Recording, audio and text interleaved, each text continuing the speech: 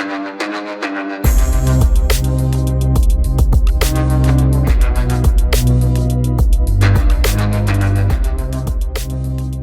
right, well, thanks for stopping in to Night Shift Video. My name is James, and today I am joined by this fella.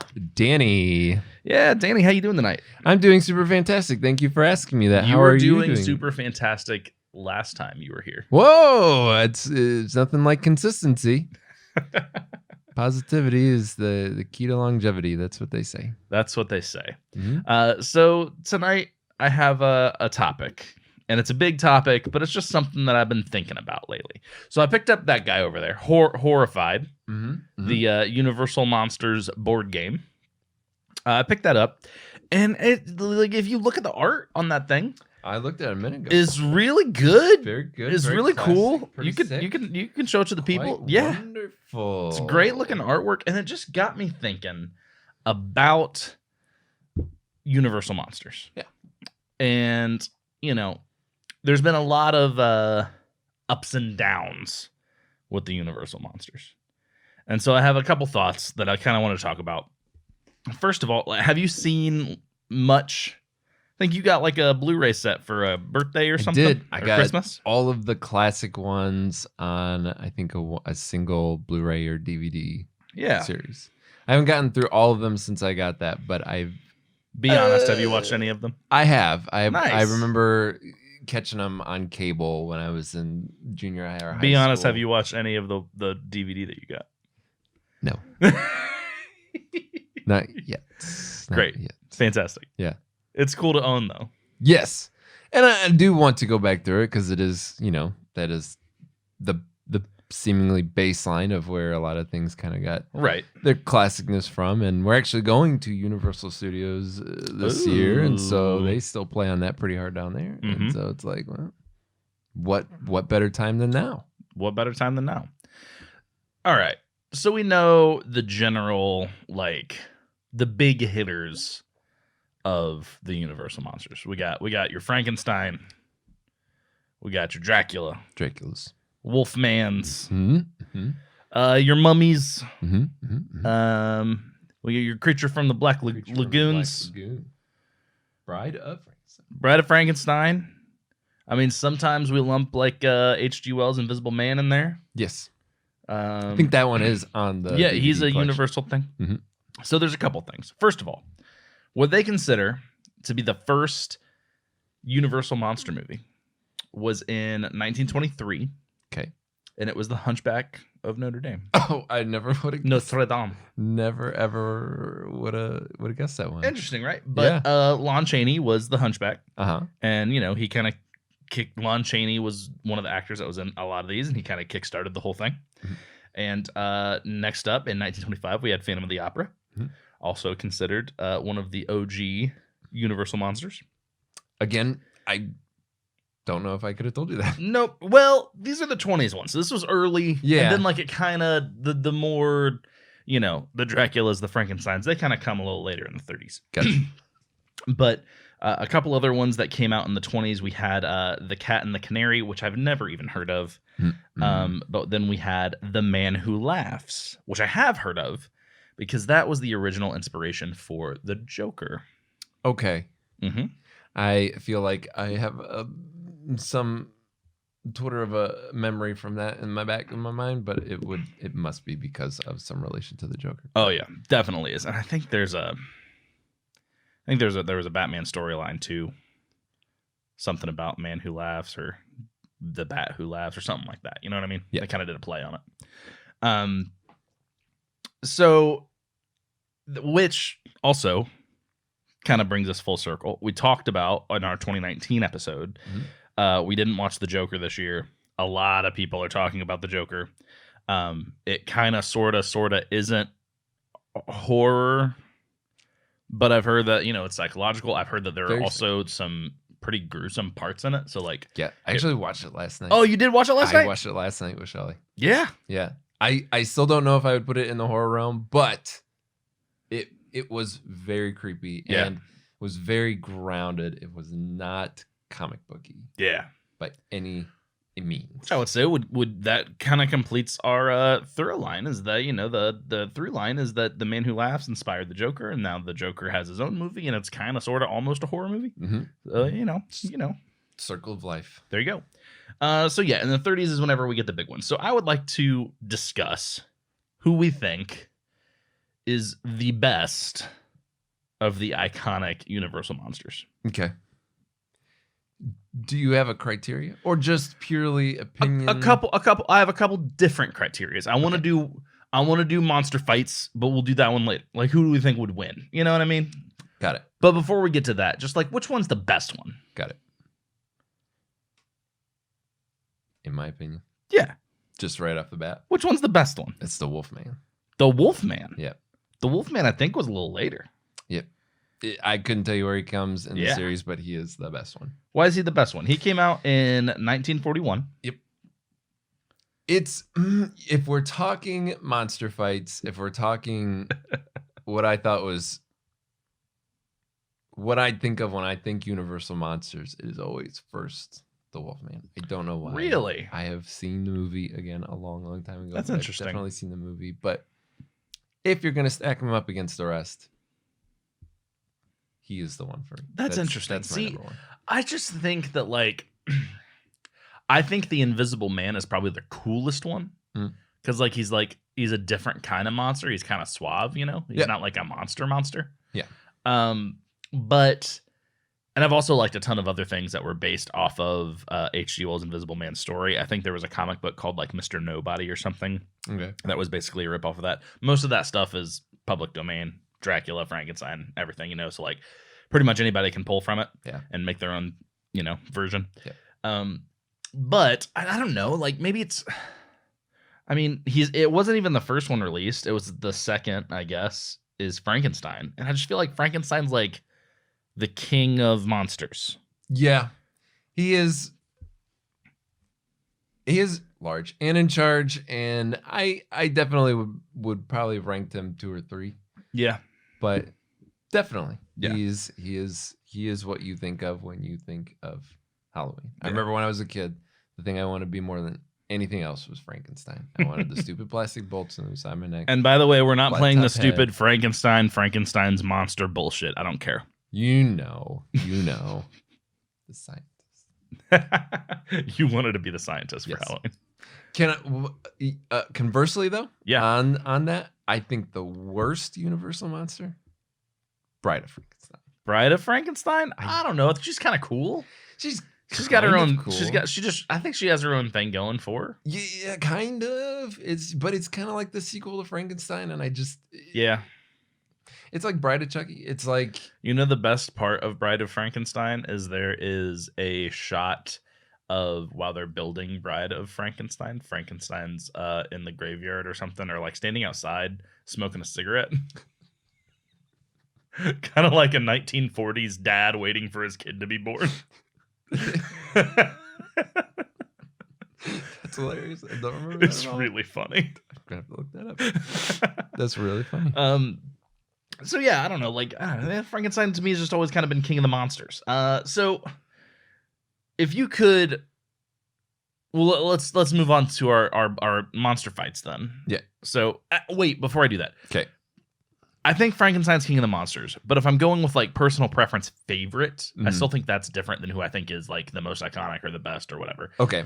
And my personal preference favorite is Gillman, which is the creature from Black Lagoon. He's really cool. Which gets called creature a lot, but his technical monster Frankenstein. Technical monster name is Gillman. I didn't know that. So what's really interesting about Creature from the Black Lagoon is that it came out crazy late. Let me see here if I can find it. It's I believe the 60s. That was Creature Among Us. Where's Black Lagoon? There it is, 1954, which is well after everyone else has been established, because a lot of these between the original and Creature from the Black Lagoon are sequels. So we got Dracula, Frankenstein, The Mummy, Invisible Man. All these come out in the early 30s. Then you get your sequels, your Bride of Frankenstein, Werewolf of London. We get Dracula's Daughter near the end of the 30s. Son of Frankenstein in 1939. Like we're getting a lot of sequels. Invisible Man Returns, The Mummy's Hand, The Invisible Woman. Wolfman hits 1941. Ghost of Frankenstein. The Invisible Agent, which I'm guessing is an Invisible Man spinoff. The Mummy's Tomb. Frankenstein meets the Wolfman, Son of Dracula. Lots and lots of sequels in between. Yeah. And then in the early 50s, 1954, we get a new monster. Yeah. Into the canon. Yeah. I didn't realize how late Wolfman came out. Yeah. Much less. Yeah. Gilman. Yeah. Gilman. So there's a couple movies that I don't, and that's one of the things that I've always really liked about Creatures, that it came so much later. Her name's escaping me right now, but the actress that's in that one, the main lady, she's really great, and I think she actually recently passed away. But like, just superstar 50s, 60s actress, and like just really, really cool and iconic, and like. Because it came so late, it almost had, and it's in like the 50s, it almost had like this like rebellious rock and roll vibe that the earlier ones don't have, because it's way too early for that to be a thing. Yeah. And that's why I've kind of always liked the old Creature. So what do you think about Monster Fight? I think that's an important vote to make. I still think if you take away the obvious weakness of the Wolfman, which is that he cannot always be the Wolfman. Ow. I would still say the Wolfman. Yeah. You're talking strength. You're talking. He's strong. He's claws, vicious. Teeth. Vicious. Quick. I mean, obviously in the water, Gilly Boy's probably got an advantage. But dogs can swim. Dogs can swim. Dog paddle. Dog paddle. Wolf paddle. Wolfie paddle. Yeah, I think the only thing that I could bring up, and this is what's interesting, is like Dracula was technically the first of the movies, and he hasn't really entered our conversation at all. Yeah. And I think that,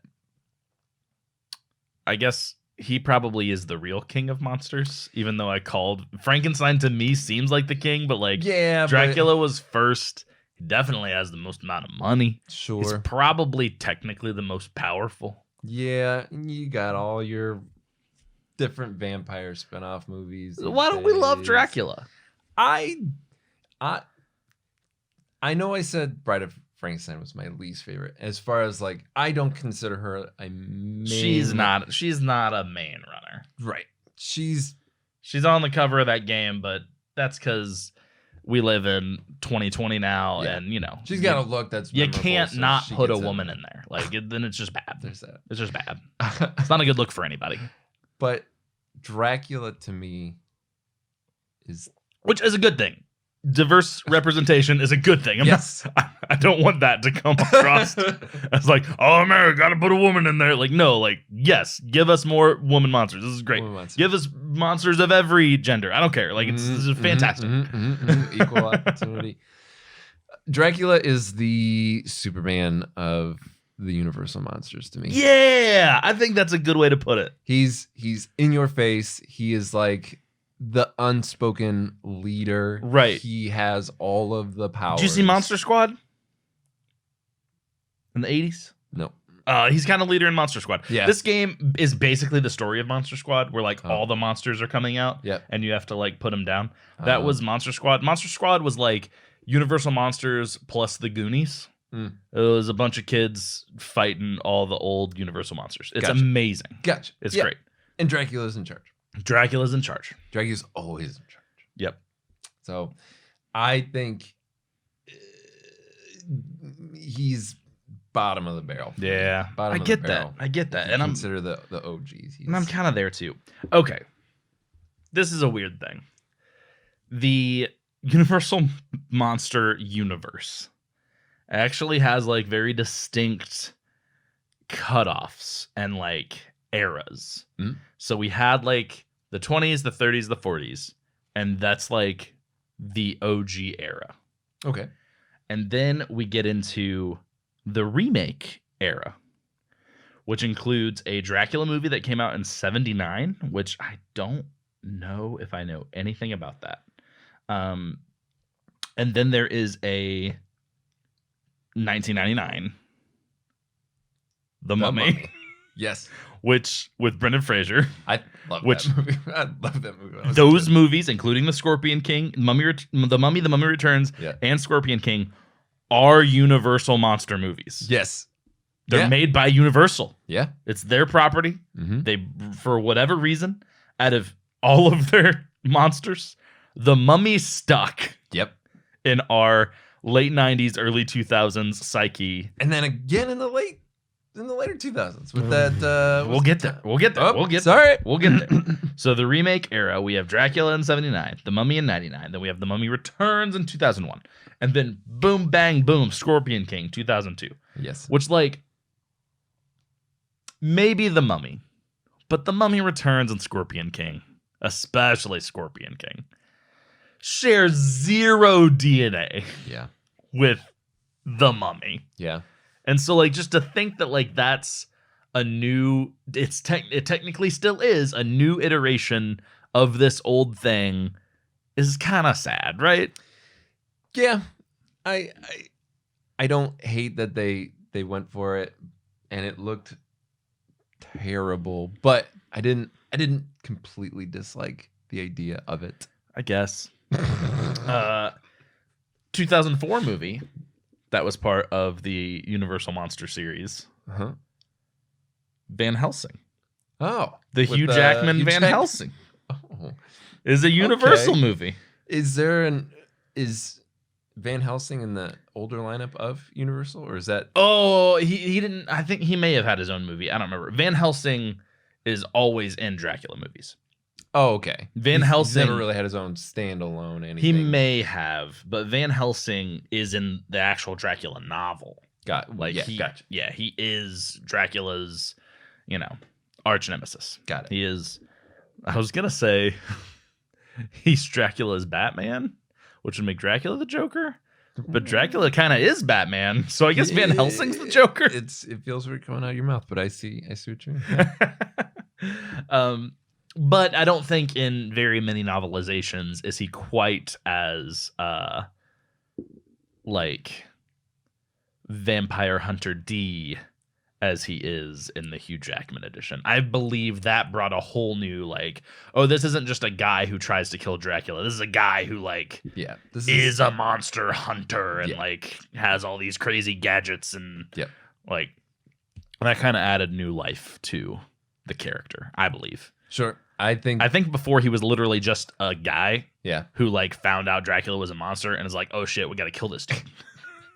he wasn't like a hunter. And also in that movie, he was like also a werewolf. And that was just really fucking dumb. Yeah, I forgot about that. Oh, yeah. That's whenever like media just got obsessed with this vampire lycanthrope war. Yeah. And everything was vampires versus werewolves. And then it kept going until we got Twilight. See what happens when you get obsessed with stupid shit? We get things like Twilight. Yeah.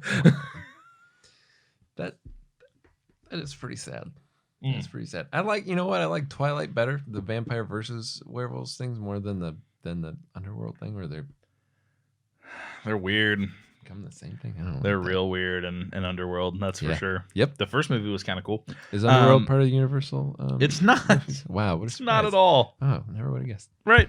There was a Wolfman movie in 2010 directed by Joe Johnston, which I've actually heard is really, really good, but I've never seen it. I don't remember that at all. I remember it. I remember it very distinctly. I never saw it, and apparently it's shockingly good. I would be interested. Yeah, maybe we should do an episode on it for our 2010. We could do it as a 2010 movie. Okay, so then we get into the next era. That era was much shorter. Yes. Because most of them weren't good. And then we get into the reboot era, which is where we are currently. And we got, you remember that Dracula Untold movie? It came out in 2014.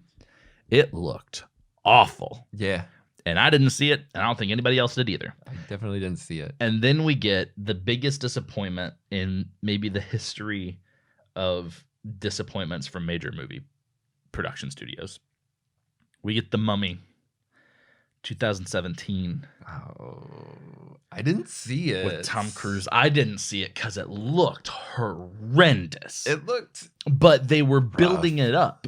They kept building it up. They said, hey, we're going to do what everybody does today, but we're going to do the Marvel thing, and we're going to make an interconnected universe of Universal monster movie. It's going to be called the Dark Universe. Yeah. And we're going to remake everybody. We're going to reboot the Mummy and Frankenstein and Dracula, and they're all going to coexist in the same world. It's going to be really badass. Yep. And honestly, I'm on board with it. 100%. I love that idea. Totally for it. Even if the movies aren't great, even if they're, don't hate me, even if they're just like Disney Marvel level of entertainment value, like, fine. Yeah. Give me monsters so that my kid knows who Frankenstein and the Mummy and the Wolfman. Like, I can show him something that's probably mostly action, but still a little spooky and like, great, fantastic. Yep. I'm fine with it.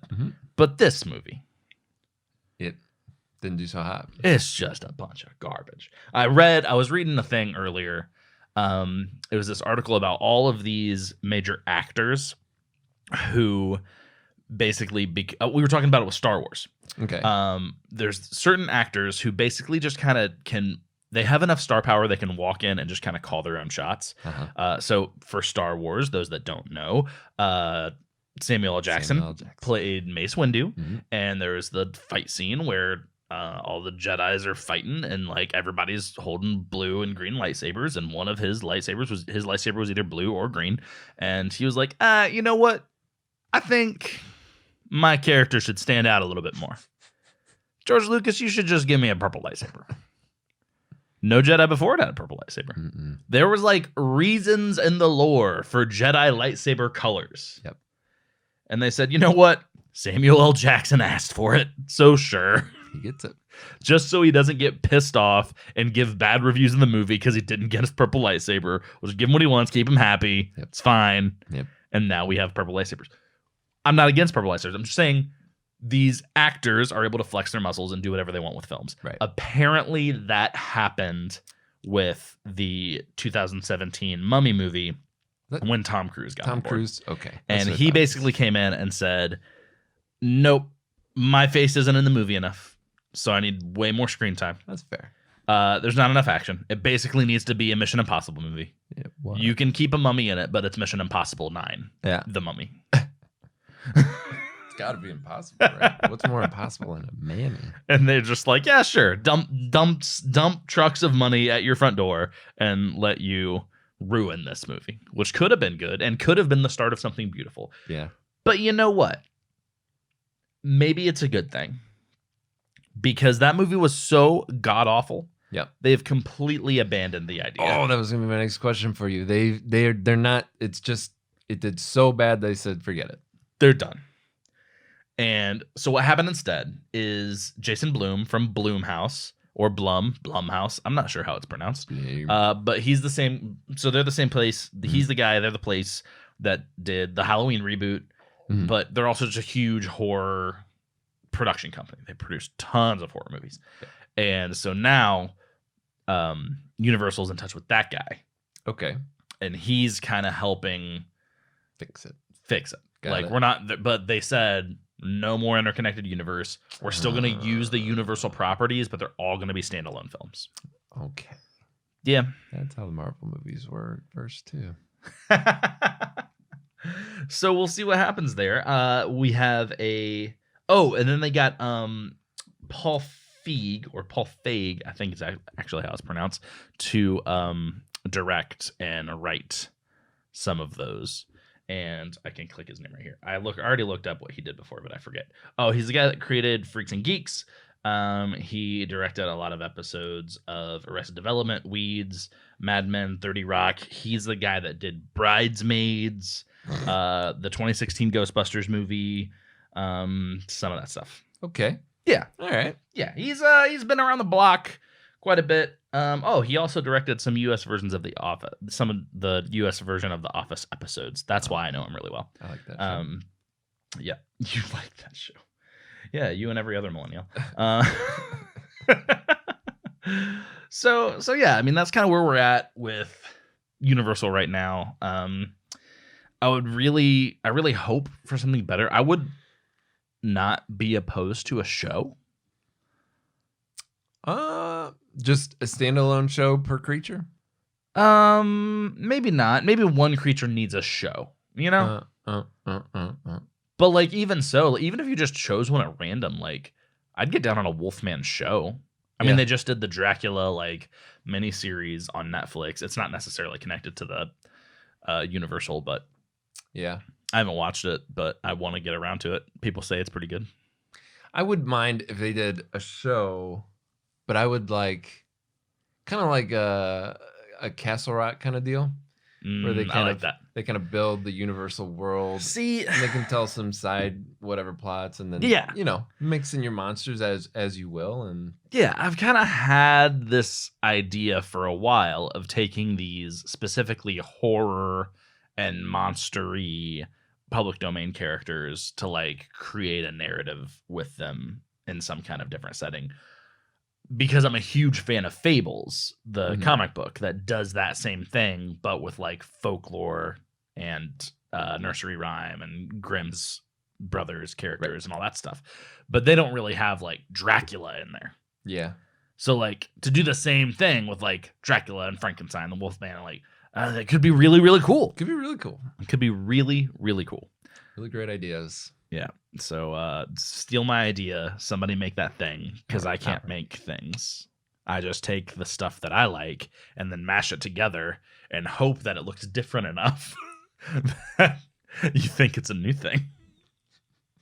And that's what I've done my entire life as a creator. Yeah. Whether it be music or podcasts. No, not podcast. Or anything. Okay. That about wraps it up for us here tonight.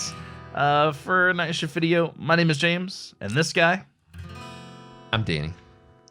We're just saying, thanks for stopping in.